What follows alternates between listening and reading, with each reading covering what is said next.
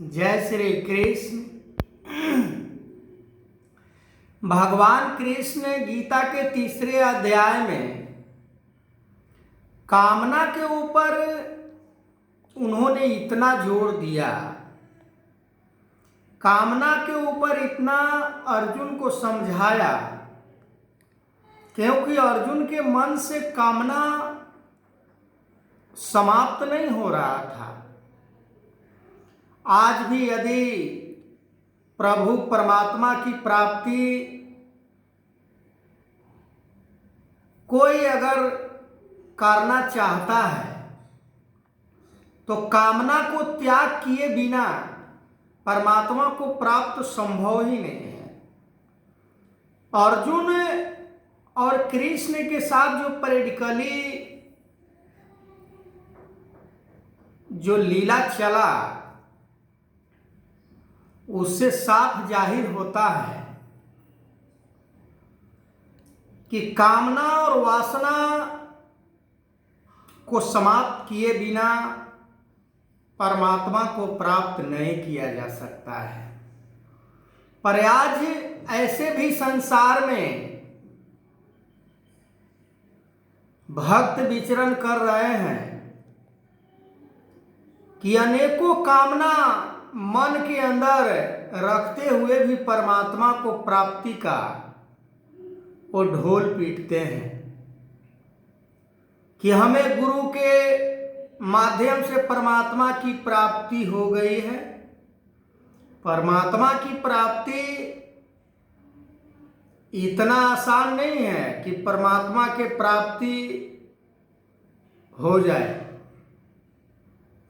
संसार को मन में बसाने वाले परमात्मा को कभी प्राप्त नहीं कर सकते हैं। परमात्मा के बारे में जानकारी जुटाना, परमात्मा के बारे में जानकारी रखना ये कोई बड़ी बात नहीं है। पर परमात्मा को प्राप्त करने की बात आती है तो कामना को त्याग कर ही परमात्मा को प्राप्त किया जा सकता है। संसार में आज इंसान परमात्मा की प्राप्ति के लिए कोई ऐसे यत्न प्रयास नहीं करता, पर जिससे उसका जीवन क्षतिग्रस्त हो सकता है, जीवन बर्बाद हो सकता है। जीवन जिसके कारण उसे प्राप्त हुआ था वो काम नहीं हो सकता है, फिर भी वो संसार नहीं, संसार को प्राप्ति के लिए हर समय प्रयास करता है। पर जिनके मन के अंदर केवल ये बस गया कि हमें तो बस परमात्मा को प्राप्त करना है, तो परमात्मा की प्राप्ति में लग जाते हैं, वो परमार्थिक बन जाते हैं। परमार्थिक बनना इतना आसान नहीं है। अपने धन वैभव को जो हम अपना जो मान रखे हैं कि ये मेरा है, अपने धन वैभव को दूसरों को दे देना ये बड़ा कठिन बात है, असंभव। अपने दुख को दूसरों को दुख समझना, दूसरों को दुख को अपना दुख समझना ये बड़ा विद्वता वाली बात है। और विद्वता वाली बात कोई साधारण विद्या नहीं, ब्रह्म ज्ञान रूपी विद्या से ही ऐसा संभव है। फिर भी जब जब भी समय के सतगुरु किसी को ब्रह्म ज्ञान दिए, चाहे वो कोई सा भी युग रहा हो, पहले सब कुछ समर्पण कराकर ही ब्रह्म ज्ञान देते हैं। मान लेते हैं कि हमें सतगुरु कहा कि हम ब्रह्म ज्ञान तुम्हें तब देंगे जब तुम संसार के ऊपर जिन जिन चीजों के ऊपर अपना मान्यता कायम किए हो कि ये मेरा है, ये अपना है, वो सब तुम्हें छोड़ना पड़ेगा। और हम यदि कह देते हैं कि हाँ हमने छोड़ दिया, हमें इसकी जरूरत नहीं है, हमें परमात्मा की जरूरत है, हमें ब्रह्म ज्ञान की जरूरत है,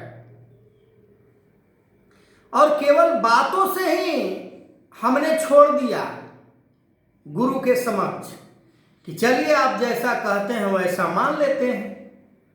मानने में क्या है, क्रियात्मक हो या ना हो, पर परमात्मा कहीं दूर नहीं है।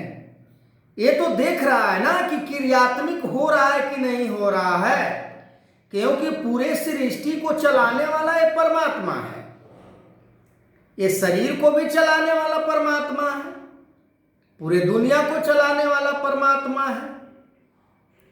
और कोई इसी में रहकर इसी से छल करे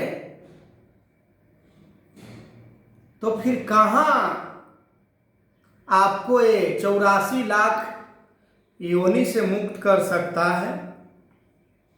और एक बात और है कि जो भी परमात्मा को प्राप्ति करने का इच्छा अपने मन के अंदर बसा लेते हैं, उसको ये इतना मजबूत बना देता है, इतना हौसला, हिम्मत, ताकत, बल बख्श देता है कि उसके पास कुछ भी ना रहे।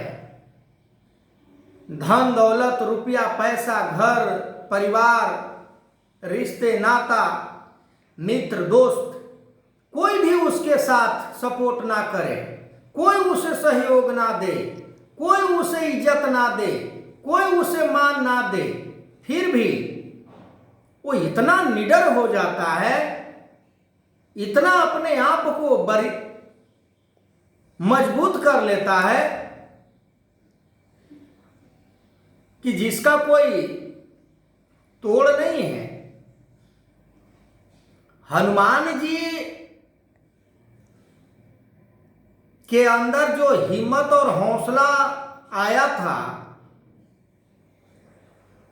वो राम के ही बदौलत आया था। अंगद हुए, अनेकों संत हुए उनके समय में।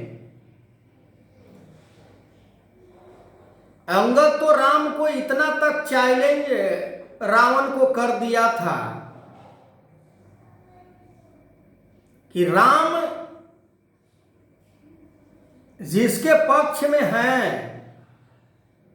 उसको संसार क्या, पूरे दुनिया में शक्तिशाली से भी महाशक्तिशाली हो उसे हरा नहीं सकता है। तभी तो कहा गया है कि जाको राखे साइया, मार सके ना कोई, बाल न बांका कर सके जो जग बैरी होई। जो परमात्मा को जान लेता है, जो परमात्मा को मान लेता है, जो परमात्मा को समर्पण हो जाता है, परमात्मा का हो जाता है, फिर उसे कोई नहीं हिला सकता है, कोई उसे नहीं दबा सकता है। चाहे किसी भी प्रकार से तोड़ ममोड़ इधर से उधर करके, कुछ नहीं होता है उसे। लाख कितना भी षड्यंत्र कोई रच ले, लाख कितना भी कोई प्रयास कर ले, पर कुछ नहीं होता है उसे, क्योंकि वो परमात्मा के शक्ति से इतना मजबूत हो जाता है कि वो अगर खाना भी ना खाया हो ना तो उतना ही उसके अंदर परमात्मा के ऊपर विश्वास होता है, क्योंकि परमात्मा के मर्जी से सब कुछ हो रहा है। तो परमात्मा को ही सब कुछ वो मान लिया है तो मर्जी भी परमात्मा का ही होता है। आगे मैं इस वीडियो को कंटिन्यू करूंगा, तब तक के लिए जय श्री कृष्ण।